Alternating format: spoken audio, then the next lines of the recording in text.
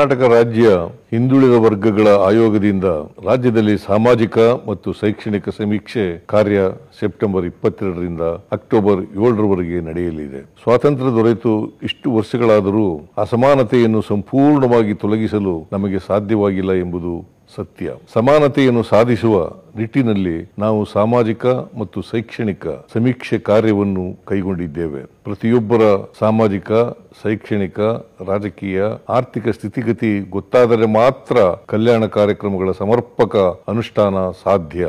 ರಾಜ್ಯದಲ್ಲಿ ಸುಮಾರು 7 ಕೋಟಿ ಜನಸಂಖ್ಯೆ ಇದ್ದು 2 ಕೋಟಿಯಷ್ಟು ಕುಟುಂಬಗಳಿವೆ. ಇವರೆಲ್ಲರಿಗೂ ಸಮಾನ ಅವಕಾಶ ಒದಗಿಸುವುದು ನನ್ನ ಮತ್ತು ನಮ್ಮ ಸರ್ಕಾರದ ಬದ್ಧತೆಯಾಗಿದೆ. ಈ ಹಿನ್ನೆಲೆಯಲ್ಲಿ ರಾಜ್ಯದ 7 ಕೋಟಿ ಜನರ ಸಾಮಾಜಿಕ, ಶೈಕ್ಷಣಿಕ ಪರಿಸ್ಥಿತಿಯನ್ನು ತಿಳಿದುಕೊಳ್ಳುವ ಉದ್ದೇಶದಿಂದ ಆಯೋಗ ಅತ್ಯಂತ ವೈಜ್ಞಾನಿಕವಾಗಿ ಯಾವುದೇ ಲೋಪವಾಗದಂತೆ ಸಮೀಕ್ಷೆ ಕಾರ್ಯ ನಡೆಸಲಿದೆ. ಸಮೀಕ್ಷೆ ಯಶಸ್ವಿಯಾಗಬೇಕಾದರೆ ನಿಮ್ಮೆಲ್ಲರ ಸಹಕಾರ ಅಗತ್ಯವಿದೆ. ಪ್ರತಿಯೊಬ್ಬರೂ ಸಮೀಕ್ಷೆಯಲ್ಲಿ ಪಾಲ್ಗೊಳ್ಳಬೇಕು. ಸಮೀಕ್ಷೆಯಲ್ಲಿ 60 ಪ್ರಶ್ನೆಗಳನ್ನು ಕೇಳಲಾಗುವುದು. ಪ್ರತಿಯೊಬ್ಬರು ಎಲ್ಲ ಪ್ರಶ್ನೆಗಳಿಗೂ ಸರಿಯಾದ ಮಾಹಿತಿಯನ್ನು ನೀಡಿ ಸಮೀಕ್ಷೆಯನ್ನು ಯಶಸ್ವಿಗೊಳಿಸಲು ಕೋರುತ್ತೇನೆ.